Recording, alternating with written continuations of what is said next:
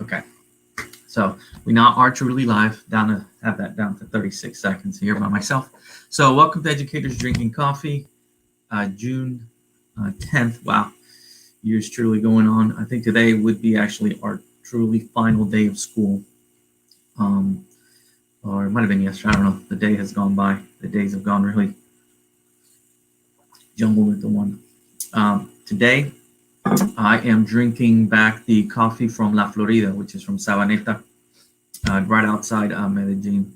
It's my last little bit, so I decided to go ahead and finish it. Um, for those of you, I got to do a better job at posting and see what this kind of coffee it is, but I'll come back to Don Francisco that I had yesterday. Both of these are excellent choices, and then I'll put the names up there so if anybody can look them up and order them. Nowadays, you can probably find anything in Amazon. So anyways, if not, hit me up and I'll see. Maybe when I have a family member coming up when flights resume, and they'll bring some extra coffee for me. So anyways, so it's 10th of June. Thinking about school has finished, and yesterday trying to think of the transition from school here at the end to the fall. And I asked yesterday for comments, and Mike King suggested, as far as what are schools going to look like in the fall? And that's a really interesting question, especially if anybody haven't taught in Florida, if any of my former colleagues and friends are back in Florida, if you're in Florida, if you guys have heard anyway of how schools are going to look like in Florida, put a comment or something here. I would love to know a little bit more about it. So here in North Carolina, we're still waiting for guidelines. I know just recently, I think the governor passed or some guidelines or suggestions. He definitely wants schools to reopen in the fall, giving us like 3 basic scenarios. One, that it's very limited contact, and then there's moderate contact, and then there's virtual. The reality is, what does all that mean? It kind of seems like it gives you some guidelines, but it's still so vague that it's hard to know exactly what is meant by all those. Maybe it's just me, but I'm trying to make sense of it. And me being in education, it's still kind of hard to understand. I can't imagine parents trying to figure out what that would mean. And pretty much, I think what it is part. This is me thinking that it leaves kind of like that open to local school boards to kind of maneuver within those guidelines. It's just one of those things that it's difficult to foresee how it's going to be. But it made me think of something else. And I don't want to deviate too much about this, but think about what we always hear. We are preparing kids for jobs that haven't been invented. That's what education is all about, and we tout that.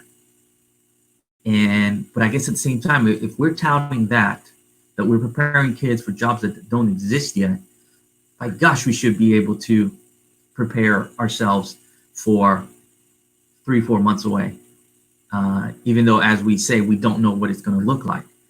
Well, by heck, we should be able to have an idea, or be able to be prepared for certain scenarios in the fall. So, you think about, okay, minimal contact. I would say if we're in a phase where it's minimal contact, I would have to imagine we're just about close to being back to normal as possible. Well, actually, maybe I'm getting it backwards. I guess their minimal risk is, I think, the very first one. So while I'm doing that, I'm actually going to research that one. But yeah, just trying to think of the different scenarios. Let me see. Yeah, let's see it here. I apologize, but I want to make sure I get this right.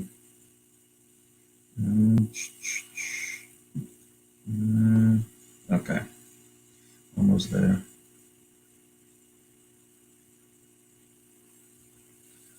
Okay, so one is minimal social distancing. Sorry, that's the first scenario. The second is moderate social distancing, and the third one is remote learning only. So let's look at the first one, minimal social distancing. That's what I guess my thinking is. Minimal social distancing means we're kind of close to being back to normal. Anybody is welcome to chime in and see if I'm getting this completely wrong, if I'm getting it backwards. But minimal social distancing, I would see we're back to normal. I would foresee something like that looking where we are wearing face masks for sure, and that's everybody. I think we're probably taking temperature checks as students come in. We may be able to possibly have the entire student body back. I would assume also that the rules of a certain number of people gathering has been lifted to a large quantity. Bueno, hola madre.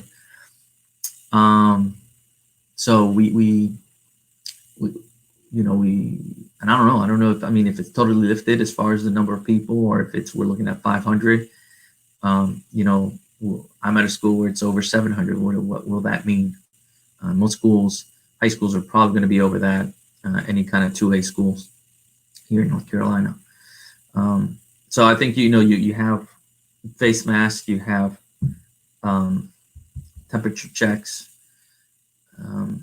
You also have a place where, in case somebody does show some symptoms, they can be placed in a room or something until they are picked up or anything like that.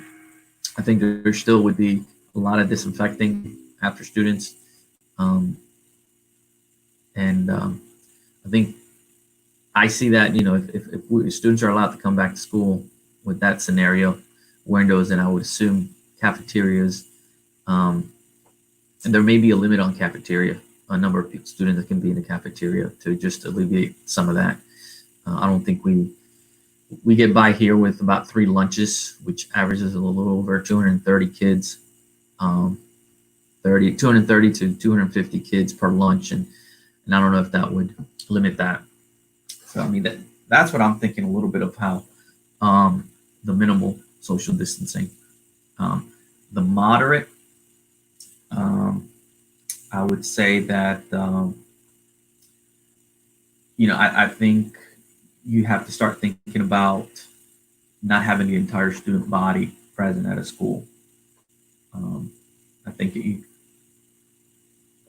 begin with at least half the population, and then so I think that in and of itself brings the notion of possibly those 80 days. Where certain student bodies come on Mondays, the other student bodies come on Tuesdays, and I think that also triggers virtual learning as an integral part of the learning process. Meaning that if I'm a freshman, I come on Monday, say freshman Mondays, freshmen and sophomores on Mondays. That means for juniors and seniors on Mondays, they're learning virtually. On Tuesdays, juniors and seniors would come, freshmen and sophomores learn virtually, and vice versa, all the way through the rest of the week. And Fridays, I would assume for equity purposes, everybody would be virtual. And again, just to any of you who kind of just hear this out, give me your thoughts on that. It could be that you have certain segment of the population come in the mornings, certain segment of the population come in the afternoons. I see that one harder. Yesterday I talked a little bit about that. That's something that is common in other countries. I know back home in Colombia it is for me, but transportation is a big cost, and I think you add to a lot of transportation costs when you do kind of an early shift and an afternoon shift. So, but you never know. I mean, that may be. It could be that routes are condensed because of that, and you're able to kind of cut the costs and whatever may be. I'm not an expert on that. This is just my thoughts on that. Another possibility, of coming to school would be one segment of freshmen on Monday, sophomores on Tuesday, juniors on Wednesday and seniors on Thursday, and the other days they're all learning remotely. And I don't know if that would be the moderate part.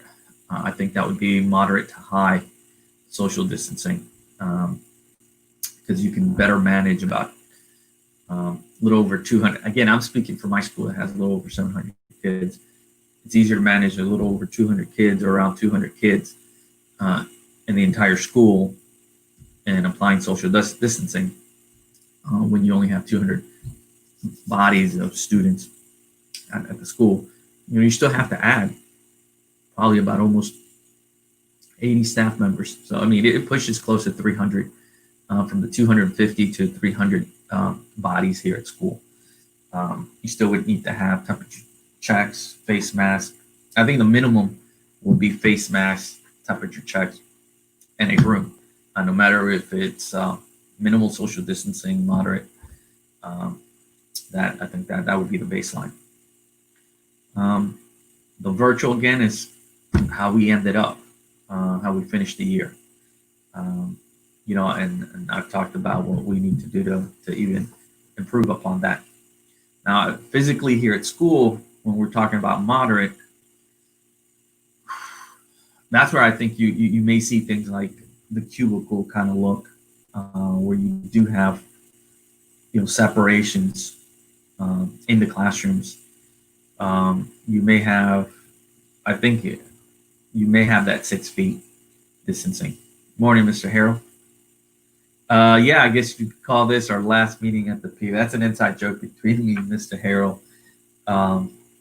He is an important man. So those of you who don't know, we have, we're the Pasquotank County High School. And we, of course, we're the Panthers. So one of our logos is a big giant P, and we have a big P at the main entrance. And usually once a week, we have a faculty, almost like a quick huddle with our staff, and we call it a meeting at the P, because everybody kind of gets around the P. So that's where the meeting at the P comes from. And then we also, we have some of those after school, sometimes in the mornings or after school. So there's a running joke between Mr. Hale and I as far as meeting at the P, because usually you have bus duty in the afternoons, and he sometimes has other duties. So we kind of joke around that. So thank you again. I hope you don't stop just because school is out, that you won't stop stopping by. So I hope to continue seeing your hellos here in the morning. So yeah, I mean, I think with the moderate, you're going to have, I would assume you would have some sort of cubicle style classrooms, spacing. And you may have that in the minimal, to be honest with you, with the cubicles.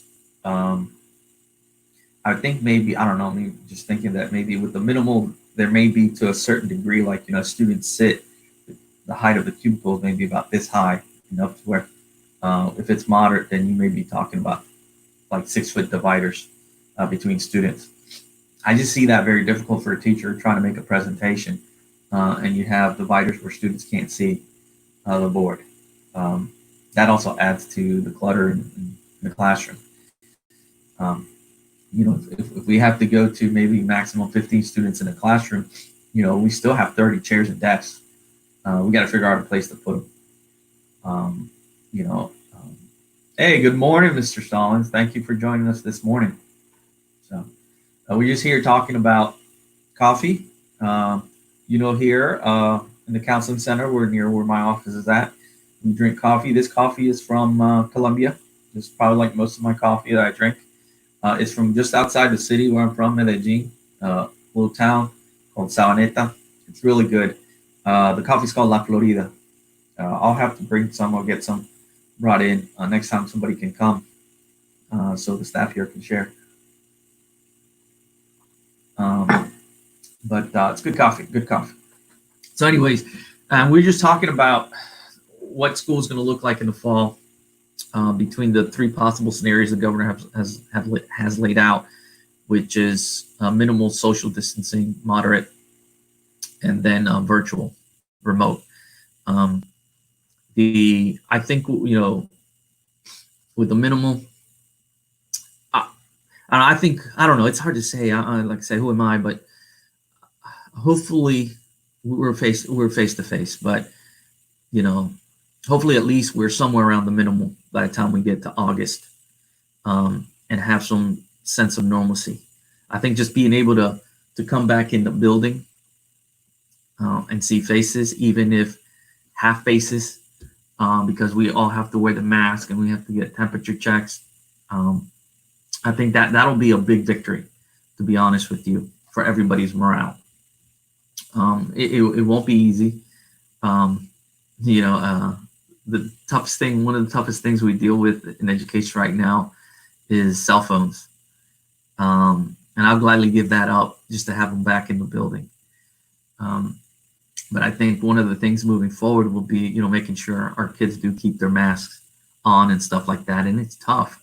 Most of us who wear masks, um, it's one of those things where we have it on, but well, I now say most of us. I'm speaking for myself here in education, and being out, out of school and at home and stuff. And when I go out, I wear my mask. The reality is I'm wearing it 5-10 minutes, and I get bothered by it when I breathe the hot breath and just kind of stay here. My glasses get fogged up. Now we're going to be asked to possibly, if we're wearing these all day, to wear them for almost literally 7-8 hours straight. You hear frontline workers having to wear it, and getting just getting marks, and just, you can tell that they're affected by it. So that's going to be something to deal with, that we have to figure out. Maybe we also need to bring back a little bit of recess so kids can go outside and just maybe, separate from each other, but not have to maybe wear the mask. That's hard to manage, because just it's human nature, just want to take it off. And then if you have kids taking it off, what's the repercussions of it? I would hate to ultimately end up having to send a kid because it all started because of not wanting to wear a face mask. So it's something we have to look at. I mean, that may bring about some disciplinary, actions. But it's one of those unintended consequences. But I guess we need to be prepared for that. So what are schools going to look like? Man, I can't wait till the day that we don't even have to think about that it's going to be. I think here's the other thing too. I think through all this pandemic, it has brought about a lot of inequities. Really shed some light. I might have mentioned a little bit about this yesterday. I would say roughly 30% of our student population here struggles with internet and devices. Now, like I said, we're fortunate enough to be able to literally go one-to-one with our students, but the devices and some folks here made the comment yesterday, as far as other places did, hotspots and things like that. But we were scrambling, and hotspots are great, but they don't equate to equity or equality, I guess, if I could say, of access.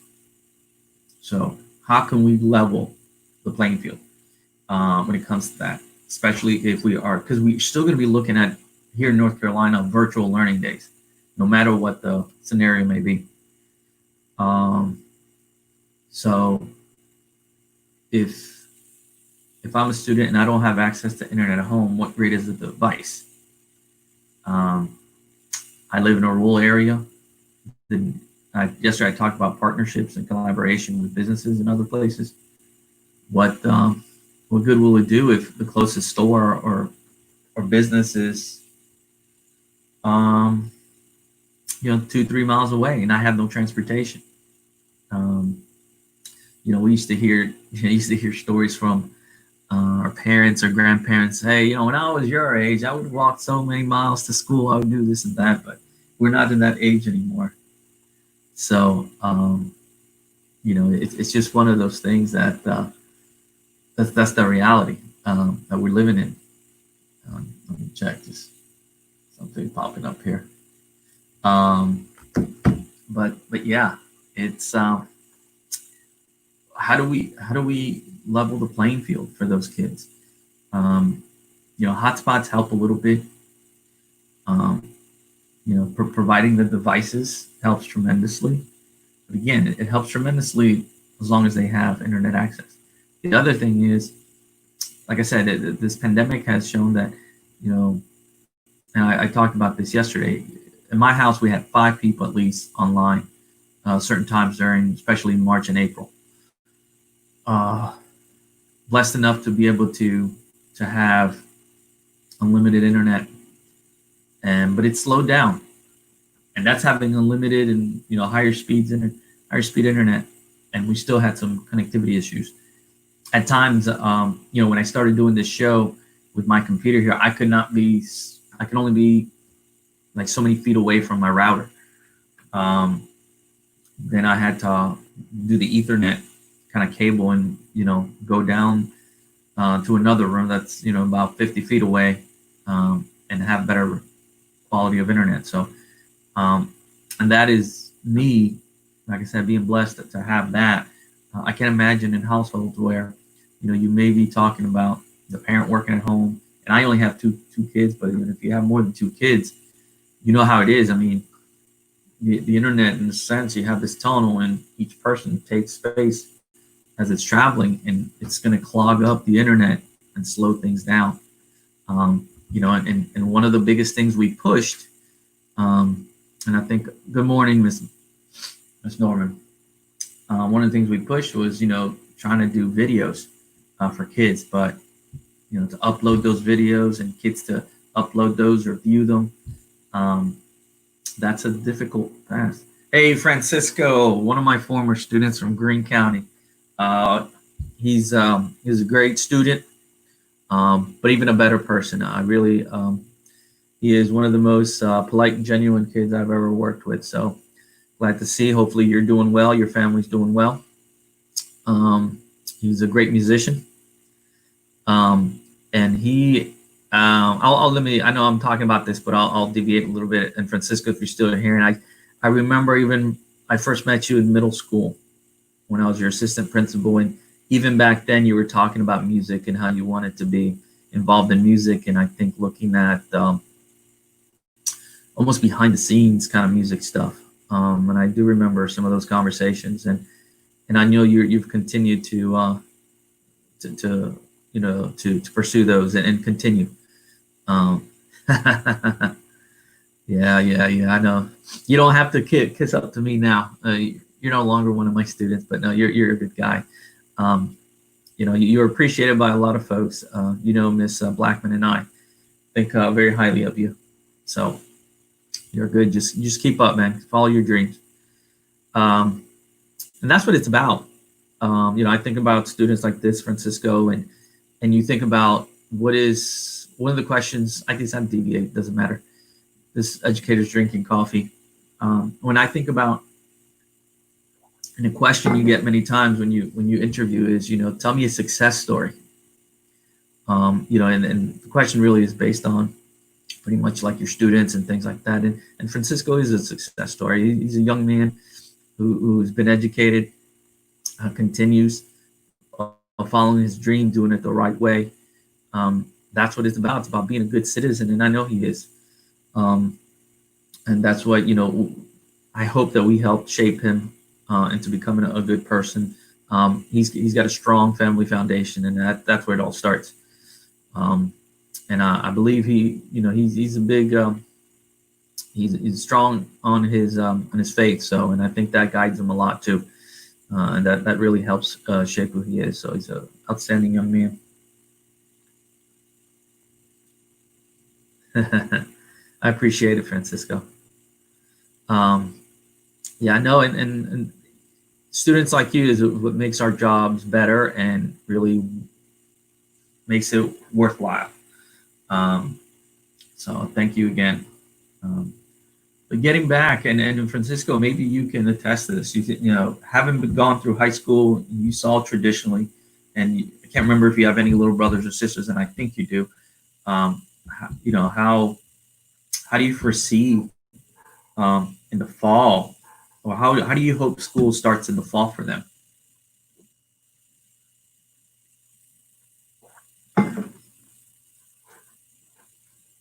Um, you know, it would be interesting to get a perspective, and you know, with students like Francisco, and I might have mentioned this in the past.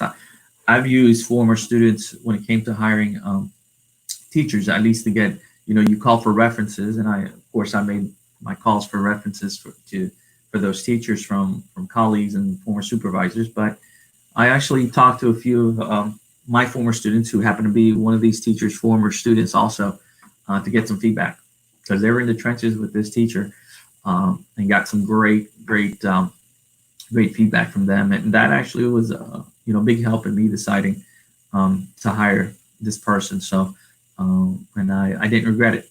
You know, they did a very good job.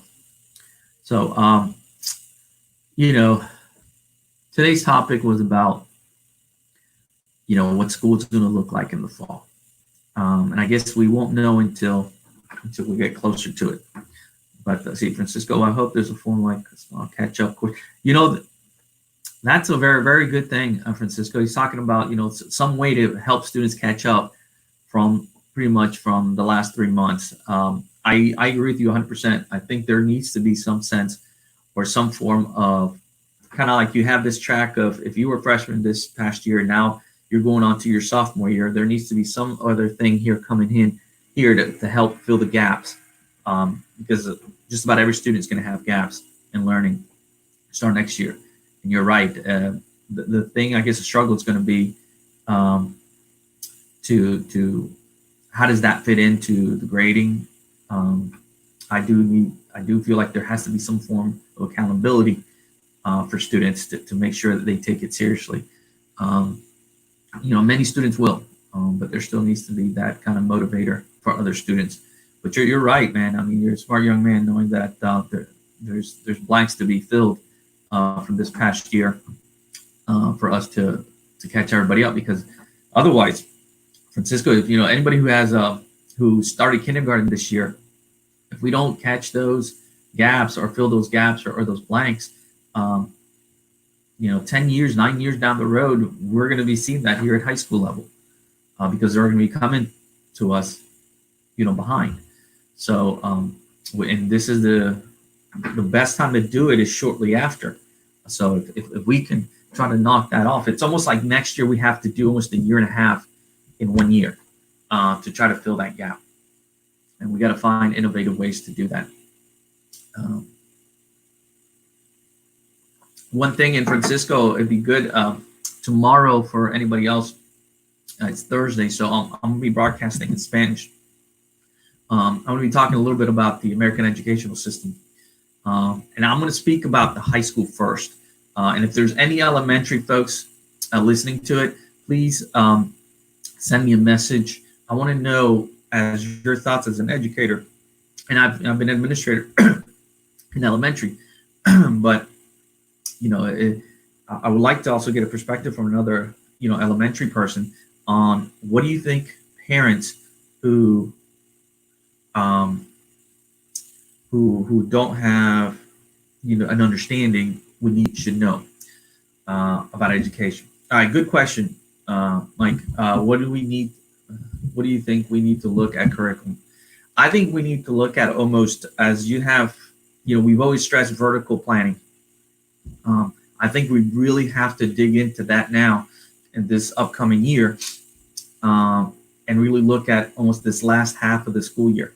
How can we integrate this, you know, pretty much this past second semester, weave it into next year? A little bit about what Francisco was talking about with, you know, filling in those gaps. We have to use it to fill in, because, you know, if a kid took Math 1 this year and now they're going to start Math 2, they've missed a good chunk. You know, a lot of school districts did not add new learning. Some of them started with repeat of things they've already learned and then kind of brought in new learning. So there's definitely gaps and ranges of what kids have missed. So I think the curriculum, we really have to stress the vertical alignment, and for teachers to know the curriculum, not only of what they're focused on. Let's say, I know the curriculum's changed, but let's say, if you're set to teach American history 2, you need to be versed in and have a good understanding of the latter part of American history 1 to weave that in if it all fits in. Again, if you teach math 2, you should be aware of what math 1 curriculum is to weave that. Make sure, I know they already do it, but I think it really has to be stressed this year. How we kind of weave that in, that there's different kind of things. One of the things I've heard is possibly there's these universal screeners that you can use, whether it's iReady and the younger grades use, MClass and all these other things, but almost having a concurrent kids working on an online platform with the previous, along as with the new learning. I don't know if I'm a big fan of that, but to try to recoup some of the previous years. And I say doing is like more remote learning, but then if we're face to face, having the teacher. Now, if we're all virtual, that's gonna be tough. All right, so do agree with vertical planning going to be a critical part determining where classes left off. Yeah, you're right. The planning has to start now. I agree with everything you're saying, and I really hope all the districts are doing that. I think more than ever, funding. I know funding is an issue. More than ever, I think we need to bring our teachers in more during the summer this year than any other summer, for part of that reason. But for also, again, with these 3 possible scenarios of how school is going to look, I mean, again, this is me looking at it. I feel like all 3 definitely have a remote learning aspect to it, even the minimal. I mean, we know at minimum we have 5 days next year, but I even feel like it's going to be more. So how can we do this even on a virtual basis? We can do all the vertical planning, but if we plan it out for face-to-face, I don't want to say it's easier, but I think it is easier than doing it than doing remote learning that way. But yeah, I think I don't know if I know elementary schools kind of sometimes loop teachers with students. If doing some of high school is just such a different beast when it comes to that. Because those teachers know exactly. I do feel like we may need to do some sort of beginning of the year test. And I know we hate tests, but I feel like we almost need to know so we can really pinpoint exactly where our kids are at. I know there's always questions of fidelity, how much seriously our kids will take that, but we need to find out some sort of way of where our kids are at and to help our teachers quickly assess. I think online assessment, analyzing of online assessment is going to be critical too. So it brings me back to the point, this may be the year where we do need to bring back teachers more than ever during the summer. We can't do this if we're returning August 7th and kids are returning August 17th, or when we're beginning school August 17th, we can't do this in the first 10 days before school starts. I mean, this has to be something throughout. Oh yeah, we started talking about the master schedule for next year. That is a tough one, and here where I'm at, we introduced something called flex time. Flex time is, I know you've heard of those schedules, especially for the high school, where you had like this 1.5 hour, 2 hour block for lunch, and all the kids went and could go get remedial support and and enrichment. We did something like that, but we actually had bells throughout, it ran at about probably 85% efficiency. I really liked it. We definitely had some stumbling blocks, but that's something we incorporated into our master schedule, and I thought it was great. We did have to buy the system to use it. Kids signed up. Ram lunch, yeah, Francisca, but it wasn't quite Ram lunch. But but yes, we call it Panther Flex time, and what it is between when kids went to first, second period, and between second and third period, we had 3 25-minute periods, 25 or 30-minute periods, and then the kids got to pick 2 courses, and one of them was for lunch, so they could pick their lunch and they could change it daily. The other 2, if a student was at a point where in his or her class they were doing well, they could pick enrichment courses. We had something as far as like military videos, we had soccer, we had basketball, we had decorating, we had painting. So we had all these different kind of courses. We even had hunting instructions kind of thing. The other one was those are like enrichment. But then if I'm a math teacher, I needed you, I'd pull you in for additional academic support. And we had 2 different types, like a moderate and an intense. So anyway, so that, and lo and behold, that was our schedule, and we were going to have to relook at that and see how that fits into next year. So that, yeah, lunch is the master schedule is going to be tough. So, and I think one thing we need to add into is the social emotional piece.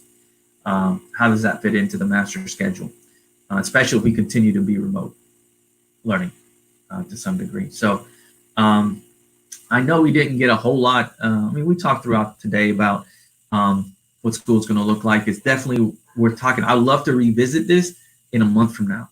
See, as we have a clearer picture of what schools are going to look like.